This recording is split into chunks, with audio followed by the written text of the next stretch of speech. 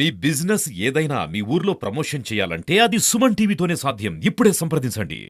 Hi hello welcome to Suman TV. నేను మీ తిరుపతిరావు. ఈరోజు మనం సింగరాయకొండ మండలంలోని ఊళ్ళపాలెం గ్రామంలో ఉన్నాం. మొన్న వచ్చినటువంటి సివిల్స్ ర్యాంకులలో 780వ ర్యాంక్ సాధించినటువంటి మూలగాని ఉదయ్ కృష్ణారెడ్డి వాళ్ళ ఇంటి దగ్గర ఉన్నాం. అతను ఎలా ప్రిపేర్ అయ్యారు, అతని పరిస్థితులు ఏంటి, ఇవన్నీ వాళ్ళ బామ్మగారిని అడిగి తెలుసుకుందాం. నమస్తే బామ్మగారు, మీ పేరేంటారు బామ్మగారు? ఉదయ్ కృష్ణారెడ్డి గారు మీకు ఏమవుతారు? బామ్మగారు, ఉదయ్ కృష్ణారెడ్డి గారు ఈ స్థాయిలో ఉండడానికి గల కారణాలు ఏంటి చెప్పండి. కారణాలు ఏముంది, నేను కష్టపడి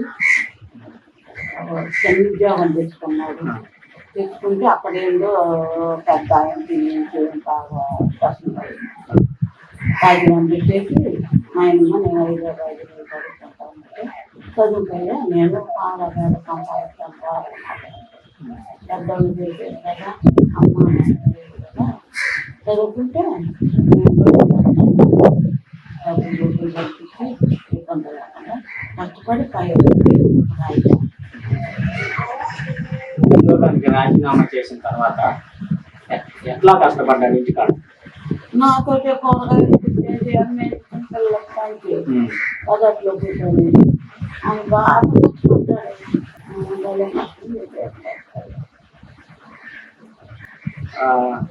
పోలీస్ స్టేషన్ లో చాలా అవమానాలు జరిగాయంట కదా, చెప్పండి. అది ఏందో చెల్లెడ్లు కొట్టుకుంటా వరుసన నిలబడ్డారంట. అది ఏది ఎట్లా జరిగిందో ఏమో. ఈయనంటయ్యా ఏంటి పెద్ద ఉద్యోగం చేసి ఆయన కలెక్టర్ ఉద్యోగం చేస్తాడంట. ఆయన కుర్జీ పెట్టుకోవడానికి అప్పుడు రాజీనామా చేసేసి నేను వేరే ఉద్యోగం చేస్తూ చదువుకుంటాను, నేను నాకు ఉద్యోగం అని చెప్పి అవమానంతో బాగా కష్టపడి పట్టుదలతోటి ఏదో నీకు టిఫిన్ ఫ్రీలు కూడా ఉంటారు కదా, వాళ్ళందరూ సహాయం నా సహాయం వల్ల అబ్బాయి హైదరాబాద్ లో కోచింగ్ తీసుకున్నారా? హైదరాబాద్ లోనే ఆ అబ్బాయి మంచుకున్నాను. అలా బేడాన్ని కొట్టేళ్ళు తల్లిదండ్రులు లేని ఇంటిలా వస్తాయి కదా, కాకుంటారని మంచితనం చేసుకుని పెద్దోడవి బాగా చదువుకున్నాడు. మీ అంత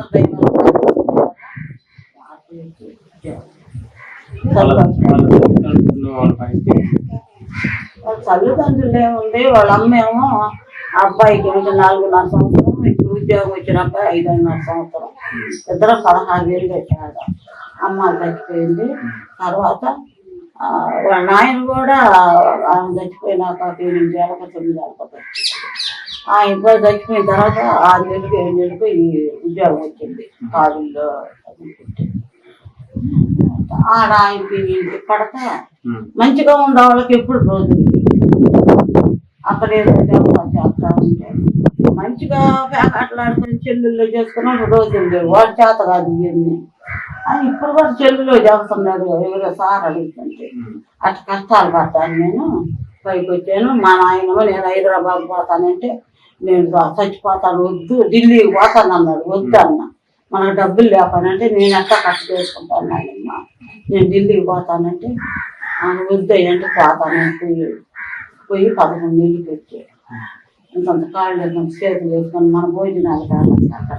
మళ్ళీ వచ్చి మళ్ళీ హైదరాబాద్ పోతాను అంటే నాకు చెప్పలే, ఉద్యోగం చేస్తానే ఉంటాను అని అన్నాడు. నాకేం తెలుసు. కాబట్టి నేను ఆయన పెట్టాను, అక్కడ ఉన్నాను జరిగింది. నేను ఎట్టో నాకు కన్నా నచ్చాను కావాలంటే.